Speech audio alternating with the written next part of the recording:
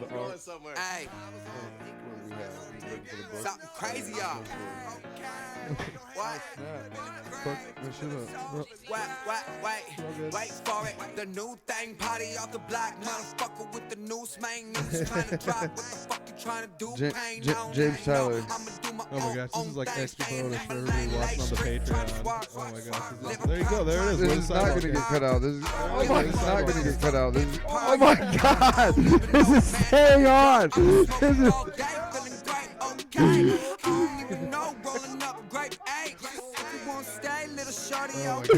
For everyone, yeah. Everyone that's not watching this one, you're out of luck. You soon will be. Oh my God. To the clap. Oh my gosh. That's how we start this interview right here. To the clap. It's a great All right. to the clap. All right. Next single. Anyways, I'm sitting down today with James Tyler, Ethan Kane. How we doing? Collectively known as Late Street. Thank you, man. Thank you. I am James Tyler. I am Ethan Kane. Yo, Yeah. Late Street. I'll tell you what. I had an interview with you here before. Yes. And you just showed up. I mean, well, you live here, so it's just kind of like, oh, cool. And I got this like bonus thing going on, and now we're getting both of you together at the same time. You guys recently released a single, Plug Knock, and that had a music video with it, I believe. Yes, I mean, your promotion for that was absolutely insane. There was videos, still photos, you name it. You guys were going nuts with it. And Thank you. Yeah, I think Ethan said we try. No, and I'm going to reiterate on that. No, thank you very much. Yes, we did release a new single, Plug Knock. It's available everywhere right now. Go get it wherever you want it. Spotify, Apple Music, YouTube. It doesn't matter where you want it. It's there. Share it in your TikToks and your Reels too. nice. So yeah, no. The thing about that though, it's funny that you say that because I will. I'm gonna just go ahead and be candid. I will say that I looked at him and I go, like it was like 3 days before the drop, right? I said we didn't do near the prior release campaign that we usually do, and I'm looking at him stressed out. You know what I mean? I'm stressing and I'm going, we didn't do near the amount of promotion that we usually do as far as pre-saves and just the whole campaign, and little do you know, I mean, Havoc being the magician that he is, shout out to Havoc the Addict being our videographer, and just, I guess, as you perceived it, you know what I mean, someone who follows and someone who stays in the loop, apparently we did our job because not only did it do what it should have, it did beyond the numbers we thought it was going to do. Our average before this was like 500 first 24 hours. We did, was it 1,000 views the first 24 hours? And then it was... It was probably over 1,000, but it was like 2,000, 2,500 within the first week. And that's not a whole lot. But for us here in Fort Dodge, Iowa, that's a substantial amount to get the first 24 hours, first week of a release. And for the amount of promo that we thought we put into it compared to, what we thought the expectation would be, we were more than happy with. And basically beyond that, just saying thank you guys for tuning in and checking out Plug Knock and rocking with the shit. Because if you fuck with Plug Knock, the new Late Street album is going to be insane for you. I'm gonna let Ethan speak a little more on that. The Late Street album, where mine starts out. Is that where we want to jump into? Is that? No, just go. We're just going off the Plug Knock here. Oh yeah, Plug Knock, awesome. Yeah, when we went down to Des Moines to shoot it, man, that was crazy. We played a show the night before, so we were all drained out. We were all tired. Was that the Lefty show? Yeah, talking about shooting Plug Knock. Okay. Yeah, and then we went on. We go to the parking ramp first. You want to talk about shooting? You can talk about shooting the video. Let's just start with we played a show.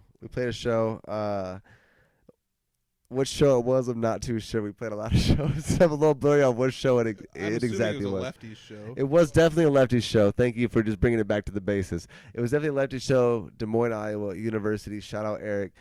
University Ave. Lefty's live music. It was definitely there, and then we decided to get a hotel because we knew we were going to be shooting the video this night. And it started with shooting that night after the show at the hotel room, and we had True Eddie with his conglomerates to come through and participate in the video. So there's some cameos within that visual you'll get to check out. But yeah, so after that night, which I guess didn't end for some, I know Ethan got some good sleep. And then, I actually got a couple hours out of the night, surprisingly. But the rest of the crew for that night didn't get any sleep. So then from the morning, we went into the parking structure. You go ahead and talk about that. Okay, yeah. You got us walking up like, what was it, 12 stories? Yeah. No, it wasn't. It wasn't 12 stories.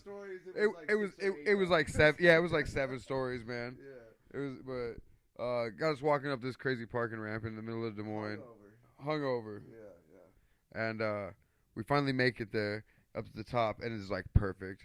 And it was perfect. There was a little bit of snow, no one's footprints yet. As they've seen. Yeah, it was tight. Shots were epic. Yeah.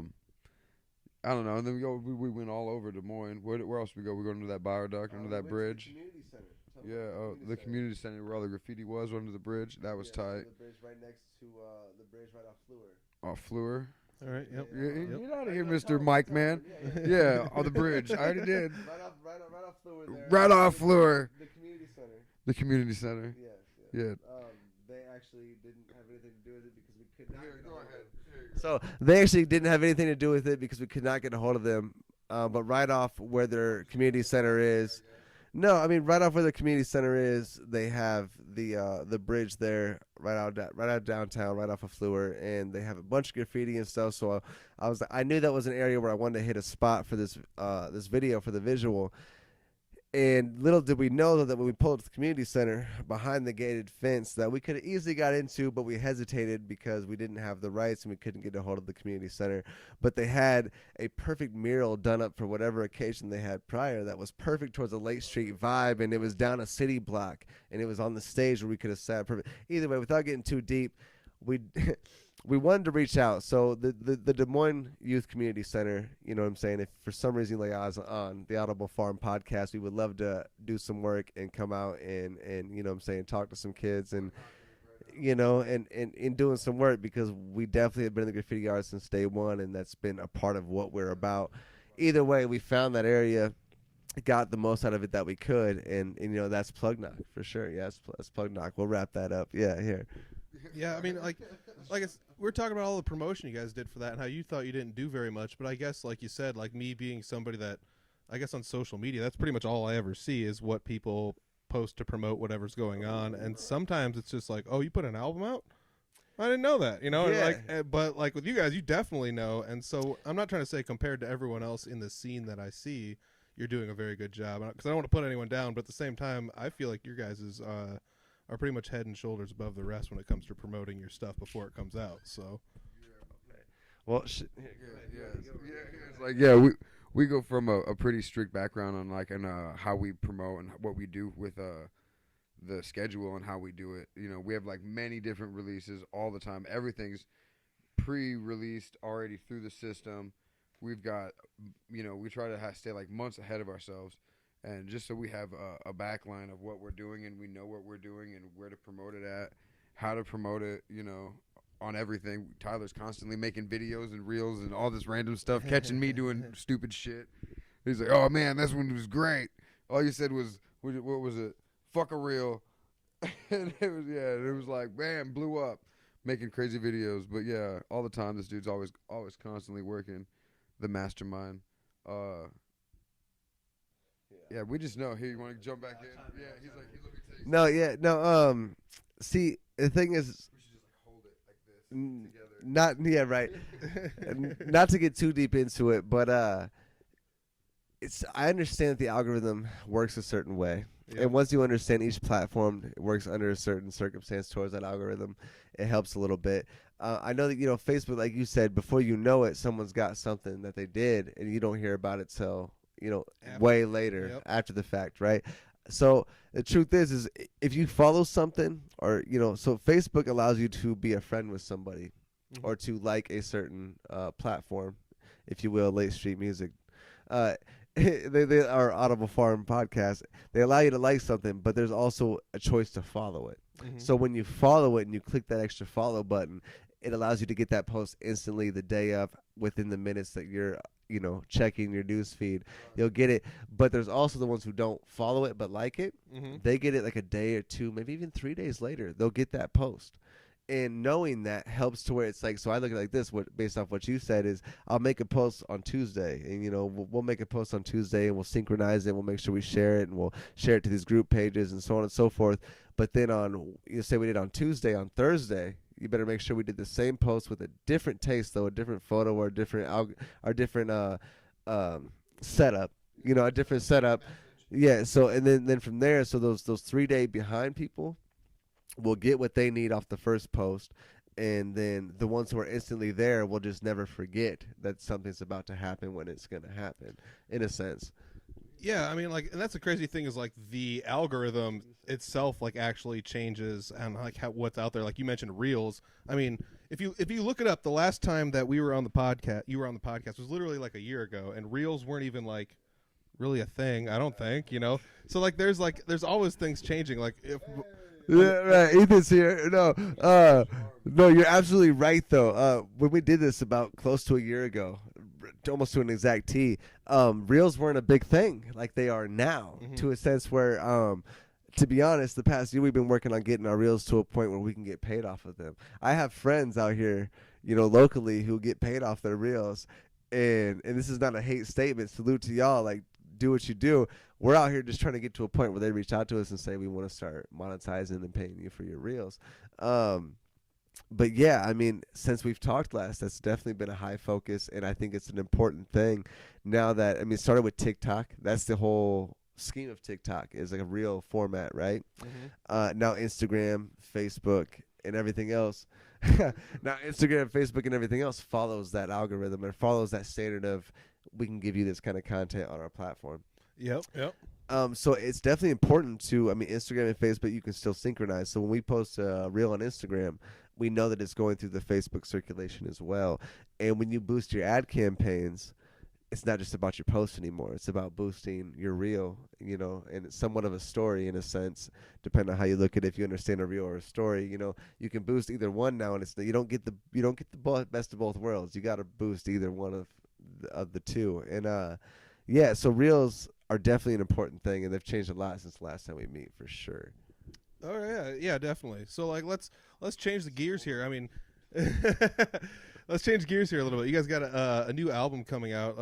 Let's call it some sort of a trilogy album. What are you guys gonna call this? As far as, like, it's not a double disc something like they would call it. It's a triple disc, if you will. But before I explain like the all the detail parts, I'm gonna let him just introduce the whole concept to this. Introduce the trilogy. So the trilogy is literally, it is a 3-piece album set with a solo album from me, Where the Street Begins. The middle album is The Intersection, and that's the Late Street album between both of us. And then Where the Street Ends is James's album at the end, and it's going to be a 3-piece art set. So, like, you'll have to get all 3 albums to complete the piece of art. It's, like I said, my album is really, really crazy. And should I just jump into the differences between all of it right now? Or? Yeah, you cover the bases? Yeah, right. It's based off of the Shel Silverstein book. What is it? Where the Sidewalk Ends? Yep. This is not going to get cut out. This is. Oh my God! I felt like it was a good enough idea to get this book out right now, to the point to allow my equilibrium to be completely off balance. I just fell on you, bro. That's hilarious. As I hold this book up, while you tell them how I just fell on you and go back into your Where the Street Begins. No, Where the Street Begins. This is what it is. So, yeah, all right. It's based off of Shel Silverstein, Where the Sidewalk Ends, and it's the Intersection trilogy. Jesus Christ. Yes, Where the Street Begins. So my album, super crazy. The whole.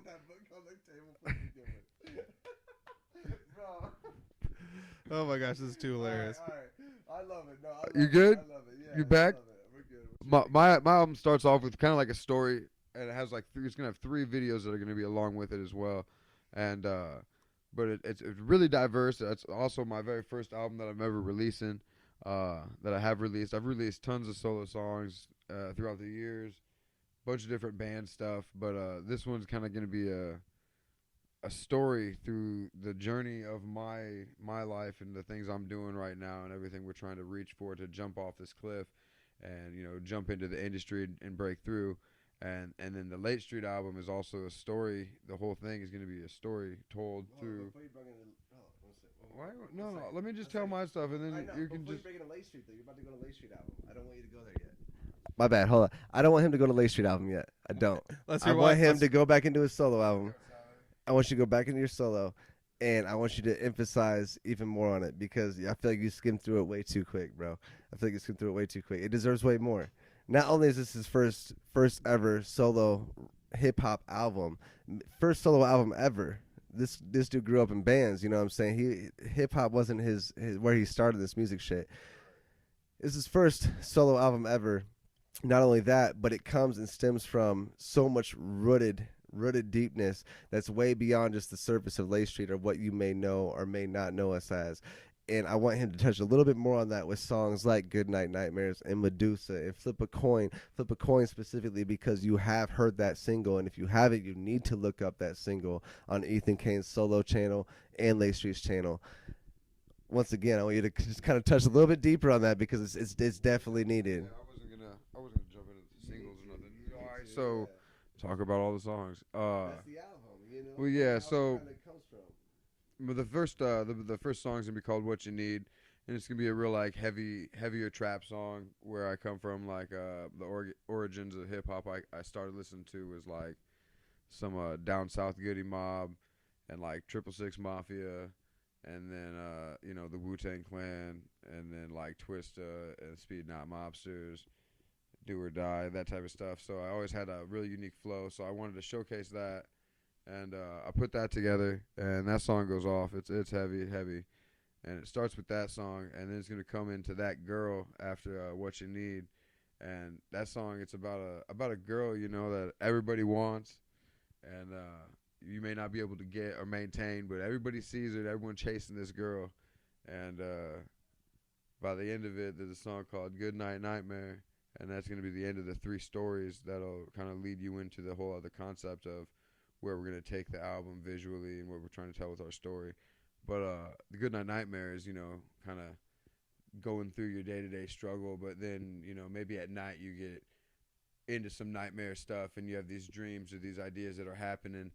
And this is just like that song coming up, going through your life and then waking up to seeing, and waking up and then maybe the worst-case scenario, once you wake up in the morning like, oh, snap, that really happened. Like, wow. Is this where I want to be? Right, or did that actually happen? Or did that actually happen? It's not about is this where I want to be, but it's pretty cool. The album also goes into some other stuff. I think I'm gonna do something special with a little tasteful song that I created. I don't know exactly if I'm gonna put that one. I'll probably put a couple on there actually now. Who knows? The ideas are just keep flowing for that. It's going to be an incredible story. It's been an incredible process making this album. Many long nights. Vodka is crazy. It's been an incredible process. Vodka. Yeah, many long nights of drinking vodka and Red Bulls. Chilling. Making music. Shit.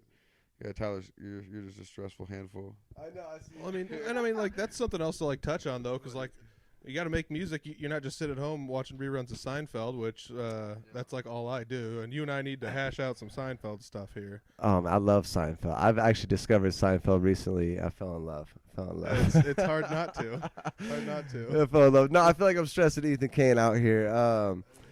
No, I see him over here. He's just explaining the albums. He's just scratching the bridge like, oh shit, man. No. So yeah, you guys got like this trilogy album that's gonna come out, and I feel like that as a concept on itself is really awesome, and the whole fact that you are kind of leading from one story to the next to the culmination of the 2 kind of deal. So where are we going after the Ethan Kane album? Yeah, so I mean, as he got into a little bit before I rudely interrupted him and told him to go deeper on his own. Is the Late Street album, and I don't want to touch too much on the Late Street album. So his album is Where the Street Begins. That is the title, based off, as you know now, Shel Silverstein's Where the Sidewalk Ends. And then the middle album, Late Street's middle piece of the art of this trilogy, the second piece of this trilogy, is called The Intersection. The intersection, I feel like, should be self-explanatory. Us being Late Street, Deuce Block Clothing, Deuce Block on Late Street.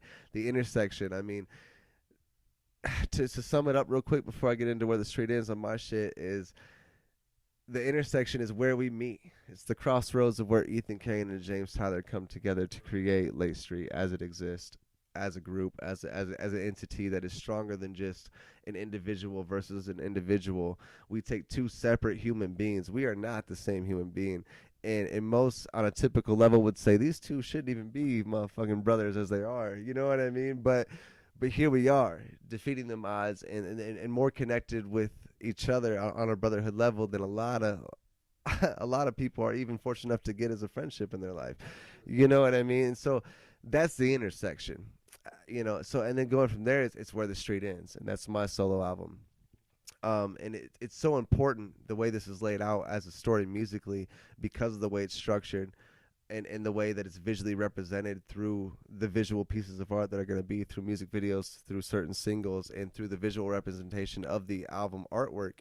I mean, it's one piece of art, and when you look below the surface, literally in the artwork, you will see certain things that are symbolic to certain songs and singles you'll find throughout this trilogy.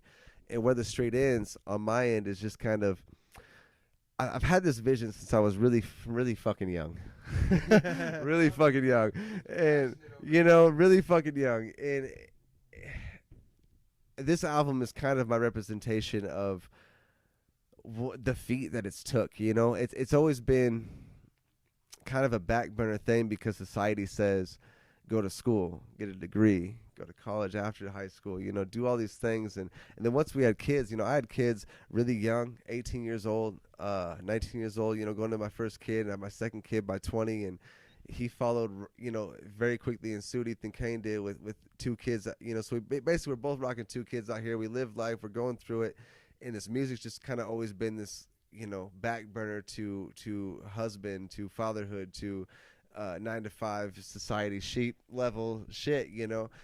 And for the first time ever, we're kind of out here for the past year, decided to jump off the cliff, take this leap of faith, if you will. And so where my album comes in is the well-rounded attribute of you get where the street begins with Ethan Kane and his first album. Not only is it a complete absolute expression of where he's at, where he comes from, and who Ethan Kane is, it happens to be the overall orientation of where we all come from, kind of coming from Fort Dodge and in these dirty Dodge realm existences and circumstances that we come from. And then the Late Street album being this crossroads of no matter where you come from, no matter what your circumstance or what your environment is, there's a will and a way to make it out of it.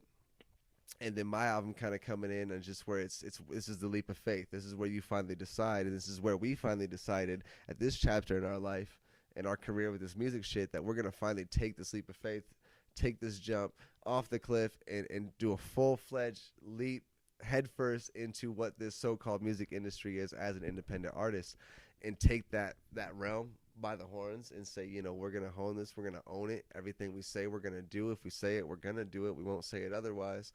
And this is our stamp of approval on that entire entity, because we know how important it is from our community, this northwestern Iowa region, you know what I mean? Humboldt County, Webster County, Fort Dodge shit. It's like no one's came from where we come from.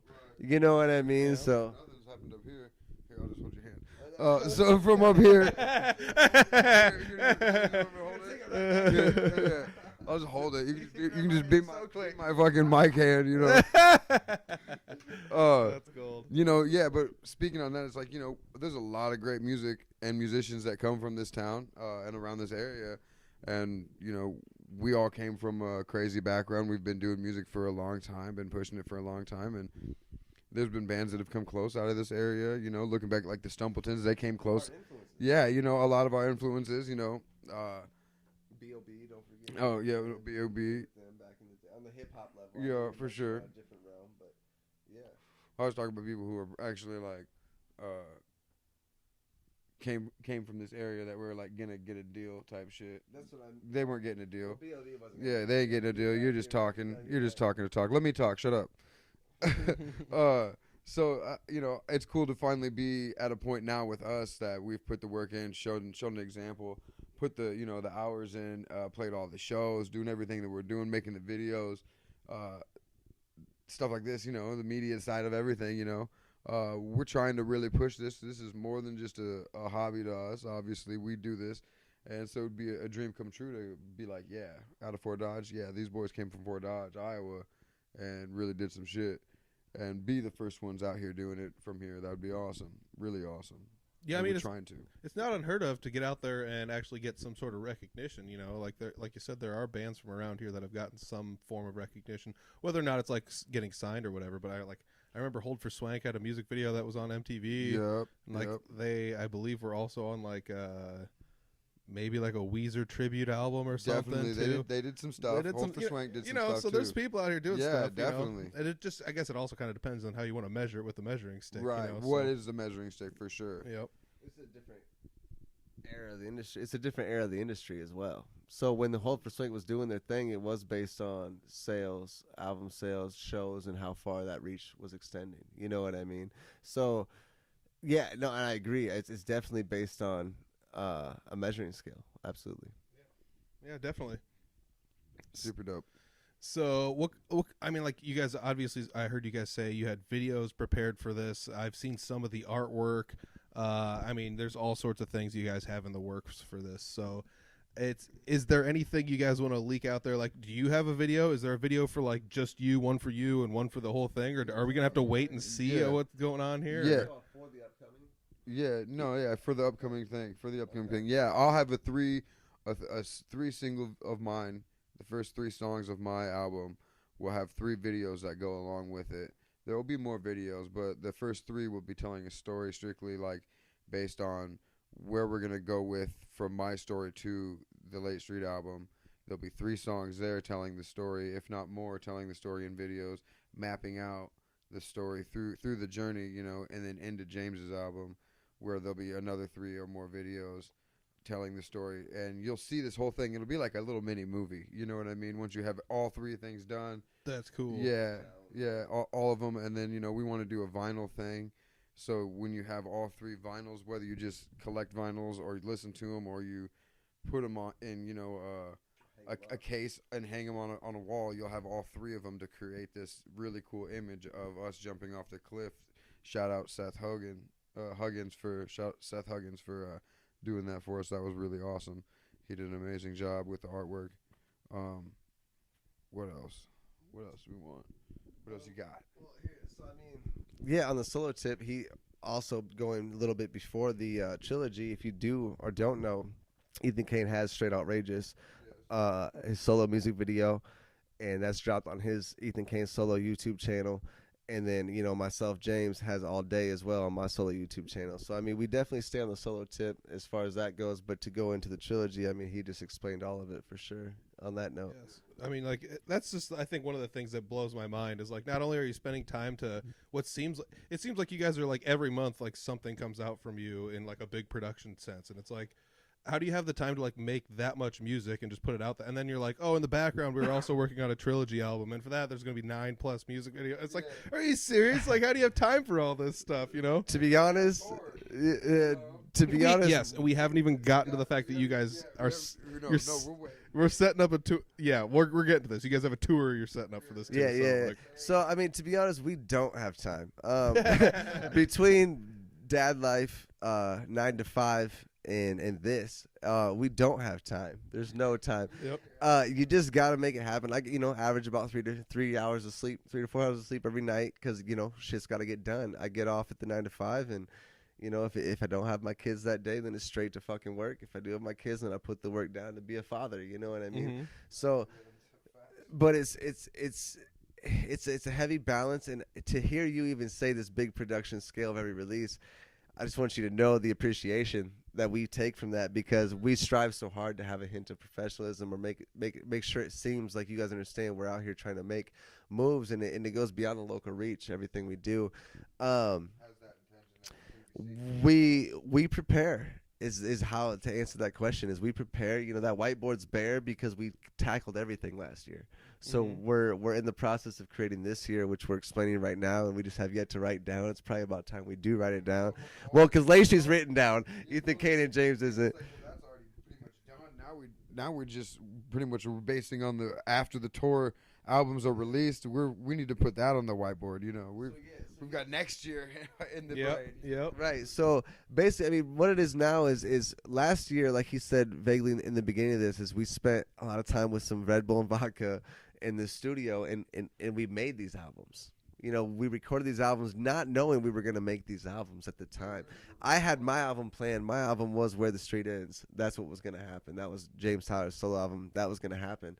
As we started just recording and a lot of 2021 just getting into it, it kind of just turned into like, well, wait a minute. We have something going on here. This realm, this identity, this vision that we've been in lately.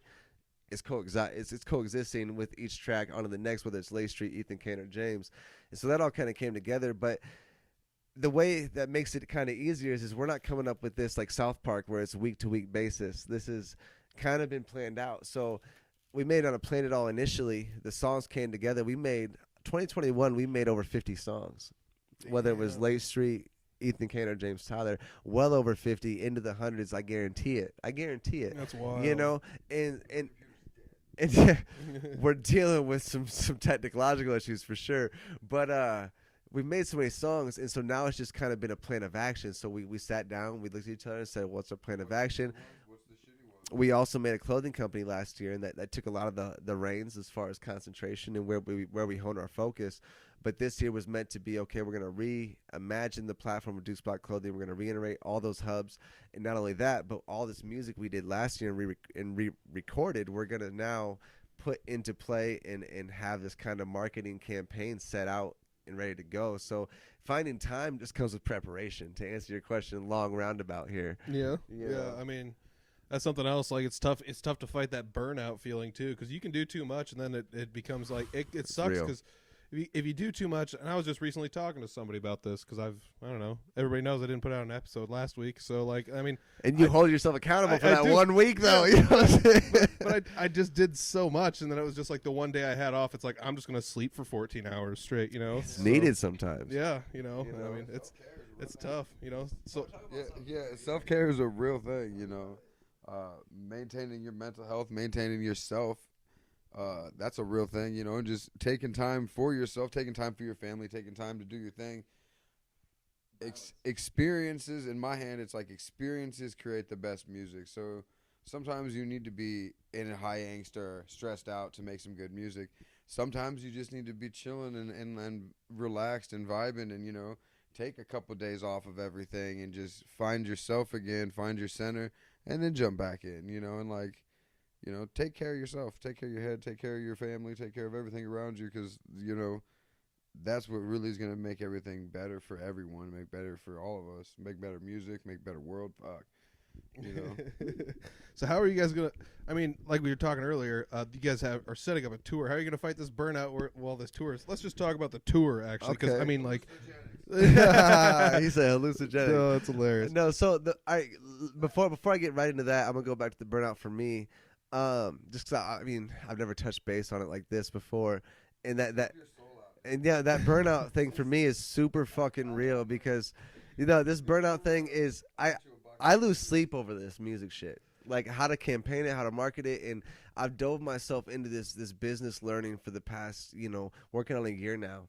And I'm not saying I'm no fucking genius. I'm a student in training all day. But I've dove myself into it. And like I said, you know, I get off the 9 to 5 and I go right back into it, you know, for another 8-hour shift, and, you know, and work on minimal hours of sleep. The burnout level is real, to the point that it wasn't till a little bit after the start of 2022 that I looked at Ethan and said, we have to adapt a schedule.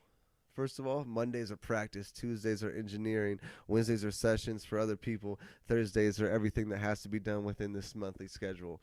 You know, like, I needed some sort of schedule for myself, so that exactly, to maintain, and we knew what we were doing, and so that when the time around me being father is I don't have to worry about getting any deadline crunch schedule shit. I don't have to worry about taking my time away, and just making sure everything week to week out. Because I mean, I've never been diagnosed, but I think Ethan will back me on this as well. As I'm an OCD motherfucker, like, and I'm super controlling in a sense that I work on every day, you know, and I, you know, I work on it, but it's a needed fashion to get shit done, and it's also a needed fashion for Ethan Kane to be who he is. Going back to the intersection, Lay Street is, you know, he's that free will spirit, like, bro, it's gonna be all right, everything works out. And I'm like, well, if we don't work, it ain't gonna get done. So I mean, it definitely balances itself out. But I'm gonna pass the mic to him in here a second. But to go on to the next question, the tour, balancing all that. The tour is, I mean, we're excited. We're headlining our first tour this year in 2022 as Late Street, and we got 93 and Alive. First and foremost, shout out 93 and Alive helping us out. Aaron, you the man, bro. Helped us book a lot of these spots. A lot of it's mainly focused on the Midwest. Because, I mean, to be honest, as a headlining tour, it's not like we have the serious grounds to go out on all these coasts and say we have a name for ourselves and expect it to come back. That ain't realistic, right? So this is our version of throwing darts and saying demographically and analytically through these are places that give us the streams. These are places that are hubs when it comes to our Spotify's, our, you know, our distribution that says, our distribution that says these are where people are listening. So we hit all these hubs, you know, and so we got about 5 stops locked in right now. It's the Off the Cliff tour. And we're starting at the Freight Room in Minneapolis, Minnesota. That's where we're starting off the tour, and that's June 23rd. And we're going to be launching it then. And it's going to go into July 1st. It's probably going to possibly go into July 2nd and 3rd, maybe into the 5th. And at the end of July, we're going to be doing some Colorado stops I can't say too much on. And then before we even launch the tour, we got a big announcement that I can't say too much on yet. Oh, my gosh. But just get familiar with Strange Music is all I'm going to say on that. So, I mean, balancing the tour and everything, it is what it is, and it's a struggle, but it's necessary. And we love playing shows, and it's what keeps everything alive. And just know that we're going to be out here playing and doing everything we got to on the physical realm, no matter what. The same response? On the tour and Oh, yeah, so... That overload is what he was talking about. He's talking about the tour. Well, this is a tour in general. Yeah, that's where I'm at. The tour is exciting. The tour is something that I've wanted to do since I was a little kid, playing in bands. I thought this would be like, you know, I'm ready to go Nikki Sixx this whole Midwest real quick. Like, I am not fucking playing. Almost spit my Yeah, I'm ready to go do some shit, man. I'm ready to go have a really good time at all these different venues. And, you know, if we sleep in a car, if we sleep in a hotel, you know, I'm ready to rock it out. It's, like I said, it's something that we've been wanting to do. We want to hit the Midwest, really put a staple down for our fans and the people that are around us, you know, that they can come to these shows and support, because it's going to be well worth it. I'll make it entertaining, I swear to God. If not, I'll push him over, and then it will be entertaining. Yeah, we'll do something. yeah, we'll do something, man. But yeah, the tour is exciting. Like I said, something we've always wanted to do since we were kids, and especially together. We're like, yeah, dude, what's the tour gonna be like together? We're gonna do something crazy. We're gonna skateboard off a roof somewhere. Yeah, you know, who knows? Our parents are probably like, oh my God, what are they? Yeah. What are they gonna do next? For real, we're the new like modern day Jackass crew. Me and the homies, we just do this. So like, there's going to be a lot of documentation, like videos, photographs. I'm sure like there's going to be your typical like social media reels and all the other stuff we can expect from you. Yes. But what I'm hoping to see some sort of like mini movie or something come out of this maybe. Yeah, that would be so cool, because we've done some vlog stuff where like we were down in Omaha on the first little mini tour we did, and we still have some stuff that we haven't even released yet because we're just slow and we have other stuff that so many stuff. But we're trying to do this whole vlog thing where like pretty much you can take these journeys with us, you know, and like starting out here in the house and loading up the car and then getting in the car and like hanging out, so me sparking a joint, smoking it on as I'm driving, like all this ridiculous shit. And it's awesome, really fun stuff. Like last time he puked in his pants on the way to the venue. Like he puked, yeah, not in them. He puked on his pants. He had egg crotch, dude, and it was awesome. I ate eggs that day. Yeah, out of nowhere, he's just talking. He's like, "We gotta go get Tums. I'm having really bad like heartburn, indigestion," and he's like talking and laughing. And he's like, just all over. Yeah, it was awesome. Hold on, no, shut up. You're fine. Just stand there. But yeah, we're gonna have so much stuff on tour. Like you can imagine, if we get this much just from this, you know what we're gonna be doing on tour. Like the Do tour, I have a video you puking out of the car, early morning. I'm just singing songs. So much fun stuff. But yeah, we're probably gonna have a mini movie after this tour. After this tour. That's what I'm saying. Like, Yo, no, the trilogy is gonna be a movie for sure. Like that's gonna be a movie in itself. He's just talking about the tour. He wants to see a movie like that. Yeah, that's going to happen. Oh yeah, Yeah. some like home video thing. Yes. It'll be like old school like CKY videos, like the old tapes. Yeah. It'll be a lot like that. There'll be like pranks. Hopefully, like Tyler will be getting chased by the police and stuff, and then I'll be like hiding in the hotel room with the window cracked, like, oh snap. Yeah, no, like, yeah, I'll be like filming him, like, oh man, you better run so fast and circle hot laps, and then we'll just bail into the hotel room. You'll be fine. They'll never know which one it is. You got this. You're a ninja, bro. I believe in you. Oh man, it is fun. It is fun getting to sit down and talk with both you guys because you have such a fun dynamic. Because like you said earlier, you might be two different people, but like you guys get along so well, and it's just fun to hang out with both you guys. Because I mean, the last time you were on the podcast, it was, I don't know, maybe like a month later, I ended up coming back over and just hanging out with you guys for a while. And you know, that was just fun just to sit around and hem-haw about stuff, and we played like a tiny bit of music here, like just a little bit, but it was, you know, we talked about stuff, and it's just fun to sit down and talk with you guys. You guys are so fun to sit down and, I don't know, you're just like funny dudes. You play off each other very, very well. We're ridiculous. Yeah, it's been a long time. Yeah, 2002 we started hanging out like every day. It's been no, we're not going to get into that. We have other stuff we have to talk about. 20 years, man. Yeah, 20 years of knee pads. Yeah, that's how it all started. It's crazy. Oh my gosh. Yeah, I mean, like, and that's another thing is like a tour, no matter how big or how small, you know, whether or not it's like, oh, I'm not hitting downtown, you know, so I'm hitting the suburbs. It's like, it doesn't matter, like, because you guys still went through all the work to set all this stuff up. I had somebody recently on, you know, we were talking about going on tours and things like that. And I've never been on one, but like the amount of work it takes for you to sit down and just be like, these are the places that listen to us the most, so they're probably going to be the places that will yield us. Right. You know, it'll be beneficial for us to go to these places, etc. You know. Yes. And to like sit down and look at those instead of just being like, I want to play Boise, Idaho, because it sounds fun to go to Boise. Right. You know, I want like, to go to fucking Cleveland, so I can be like, hello. yeah, Cleveland. Yes. No, and that's a very real thing. And that was important for sure, was to make sure we strategically placed out these spots and made sure that they were somewhat beneficial, because throwing a dart is one thing, but we also have connections in each one of these locations. Oh, nice. Whether it's artists that we've connected with and they've come play with us down in Des Moines, or we've traveled and we've ventured out. Like the whole thing was thought out, budgeted. You know, we're like, how can we do this? Yeah, we're trying to. You know, we got a couple sponsors that are going to help us out.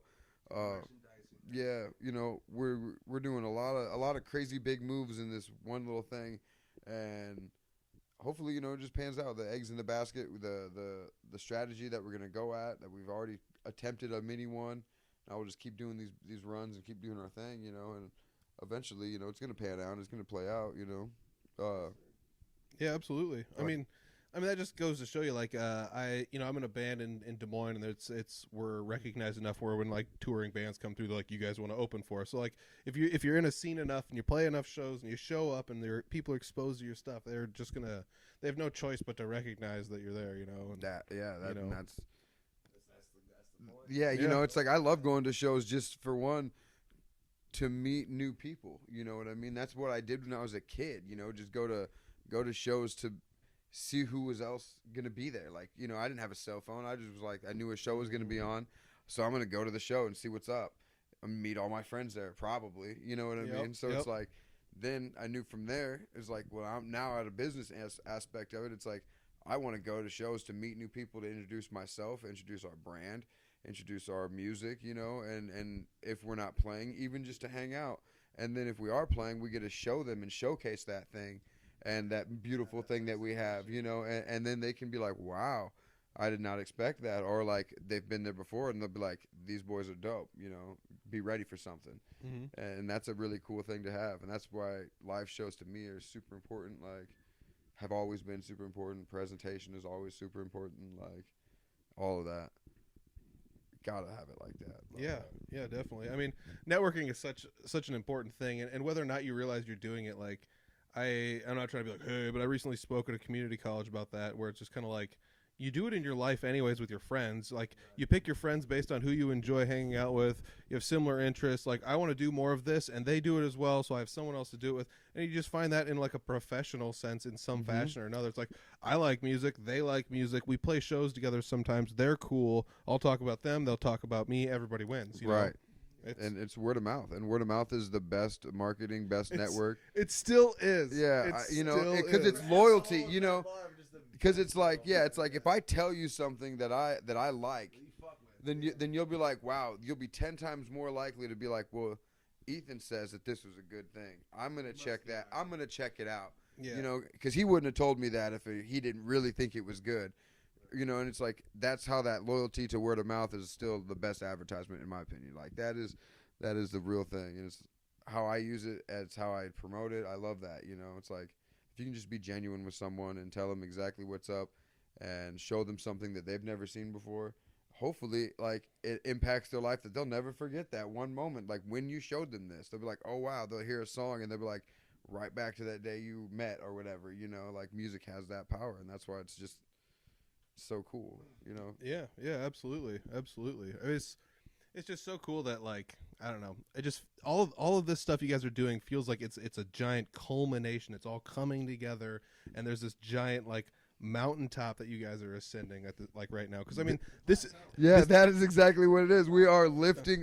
Once it gets down to the artwork, you know, we're lifting off the Deuce Block, 2nd Avenue South, right over here. We are pulling that physical earth out of the ground and taking it to pretty much Los Angeles and being like jump off, you know. We're like that's kind of like what this image is, and we're just jumping off. Then we're taking the fucking earth with us. Like we're taking this this plot of earth that's coming out of the ground that we've pulled up, you know. And that's really what this whole thing is about, and showing them that look, we're really doing this and trying to make it work at all ends, and you know, sacrificing ourselves for this music. You know, it's crazy amount of shit. Yeah, I mean, like, I do want to say, like, after all the reels and all the Facebook clips and all the stories and all the Instagram posts, it's funny that word of mouth is still like the most powerful. Yeah, you know, yeah, like, isn't that definitely. wild? But you have to do the other. You know, Right, you can't just right. not tell anyone. For real, You you gotta do it all. both, but yeah, Jack of all hats nowadays. I'm like, Yeah. I didn't even get into music to make videos or like reels or any of that. I'm like, I started playing guitar because I like playing guitar, and I was like, yeah, this is great. No, yeah, let me touch on that. Hold on, what? I just want to touch on what you just said. Can I finish what I was saying? Oh, yeah, that's why No, you just got excited, and jumped at me. you finished that. Go ahead. That's why I started playing guitar. I just really liked music, and it was influential. I didn't have any ambition of, you know, being in the real game or like a influencer thing or anything like that. And I feel like nowadays you have to have all of the platforms, be all over social media, all over the reels. Like if you even want to think for a second that you're doing anything and you're not doing those basic of things that you can control, get out of here. You know what I mean? Yeah. You're not doing half enough because someone out there is doing even more than us. You know what I mean? Yep. And that's a real thing. And it's like I didn't even think about those things when I started doing music. I just thought that I'd be playing guitar or rapping at a show, and one day some cool A&R dude was going to be walking in and be like, hey, you guys sounded great. You have a big crowd. Give you a record deal, you know? Yeah. Had no idea. I just this dream idea. And it's like, but now word of mouth, marketing, all of that Tyler stuff. That shit, all that James stuff. All that James goodness. He's just been showing us all this good stuff. All right, here you go. And he's absolutely right. And that was going back to that was a decision we had to make. You know what I mean? On a real note, that was a decision we had to make. Was back when we decided, like I was talking about, a little bit while back, was about 2020. We had to decide. Okay, we didn't come up with these motives. We didn't come up knowing or thinking this is what it took to be. This is my career. This is my living. So we had to make a decision. No, neither of us wanted to be fucking influencers or cared too much about the social media realm. To be honest, if I didn't have to have social media, I fucking wouldn't have it. You know what I mean? But we had to make that decision and say, okay, well, word of mouth is the strongest, and playing these shows is the impression we need to make to where we need to make it and where we want to make it. But if we want to make a living, then you need to be some sort an advertisement or influencer on this media realm, and if you don't have the hubs for them to come back to and purchase off of and have this enterprise that says this is where you find us, this is where you get us, and this is where you want us, then we knew we weren't going to fucking have any likelihood of having a profitability in this industry. So it was a decision we had to make, and we looked at each other and said, do we have this in us? Do we have what it takes, and are we willing to sacrifice what we thought this was going to be, everything we fell in love with, and say we have a whole new passion now, a whole new realm that we have to take in to make this shit work. You know what I mean? He says we sold out. Everything we thought we would be and what it stood for is definitely a sellout now, but that's just what it takes to make it. Sold out or bought in? Bought in. Well, hey, you know what? I'm gonna steal the tech line. We ain't gonna go mainstream. We're gonna make the mainstream go Late Street, and I'm just gonna steal that tech line. You know what I'm saying? Like, that's what it is. We're taking the plateau off the fucking ground of the earth, like you said, and we're gonna lift that shit up, and that's Late Street. That's what we're gonna give them. For sure. I do want to make the correction though. I think the saying is, I didn't sell out, they bought in. Yes. I think that's what it's not. I bought it, they bought in. So they bought in. They bought right. in. They bought in. I'm the one selling and they're buying. So yeah, absolutely. There we go. But yeah, there you go. So I mean, like, I wouldn't even call it selling out, because I mean, there's so many people that are.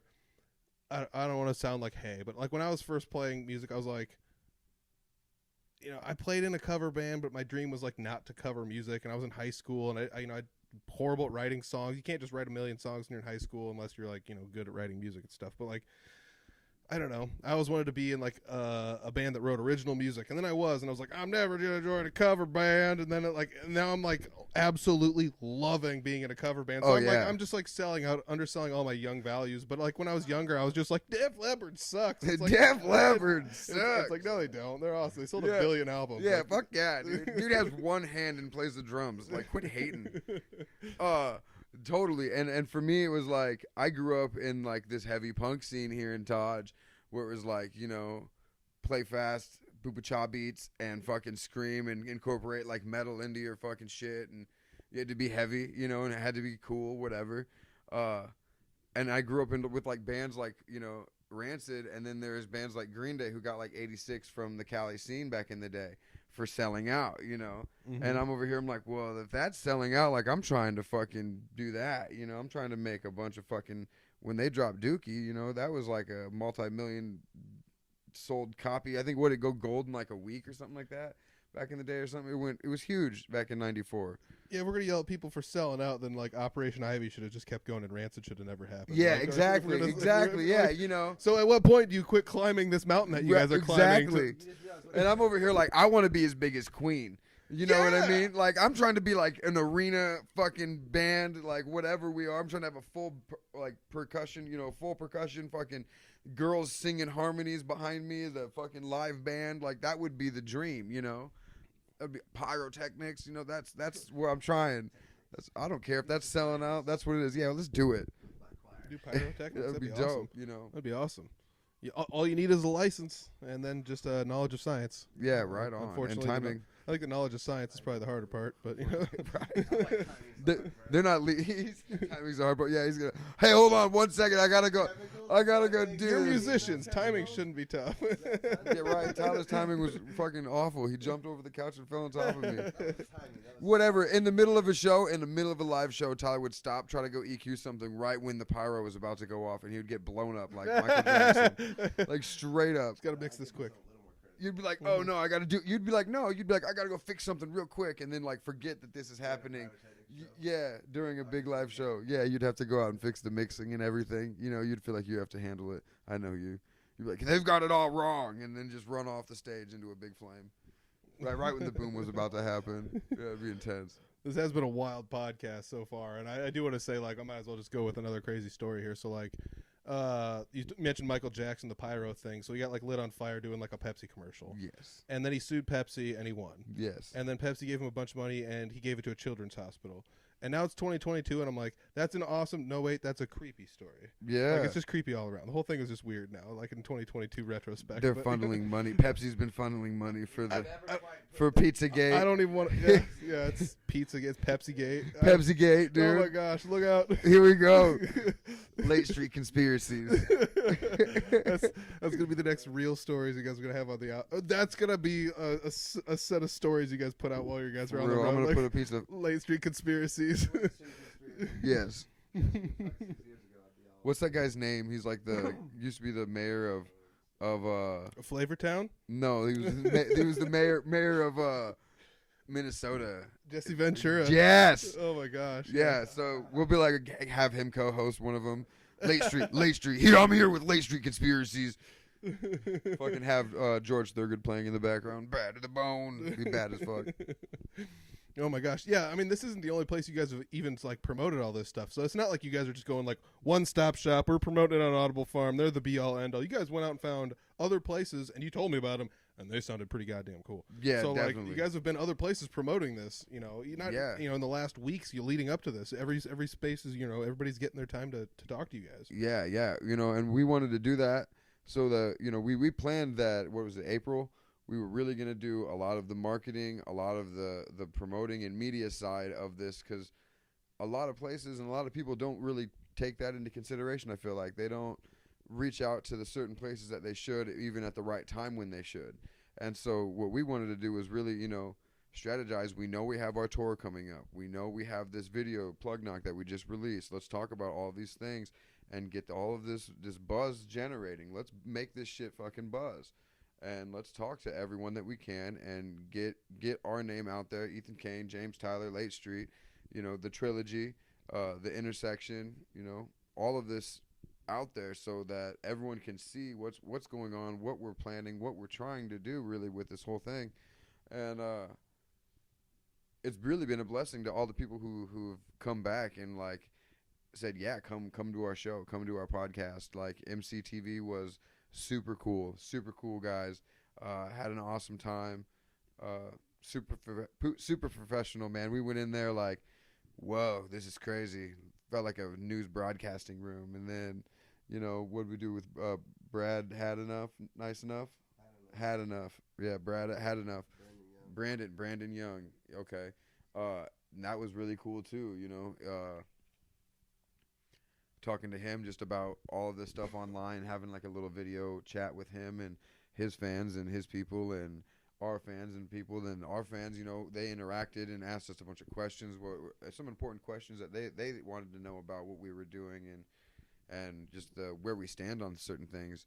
And it's cool to have that type of interaction from our fans and be able to do that. And then tomorrow, we'll go out to the radio station here at 92.1 with Mason for the Regional Rock Hour and discuss with him, what we got going on here and the plan of everything we got going on.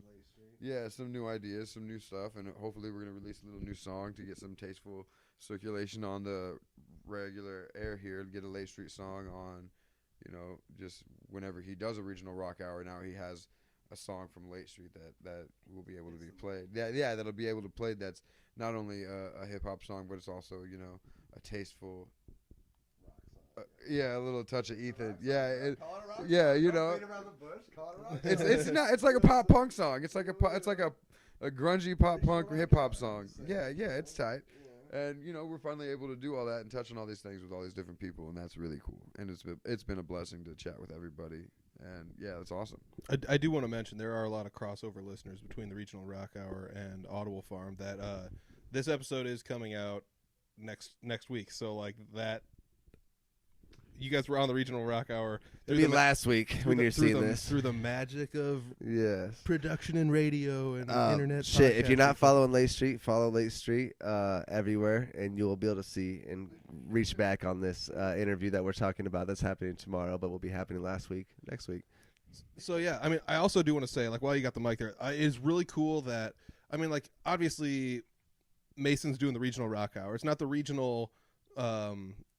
country hour, even though he has played some country tunes. It's not the regional hip hop hour, even though he has like, dabbled a tiny bit into playing some of that kind of stuff. But like, just to keep it true to his form, you're like, I'm going to make something specifically for your platform so my hometown people can hear me on the radio once a week. What do you think?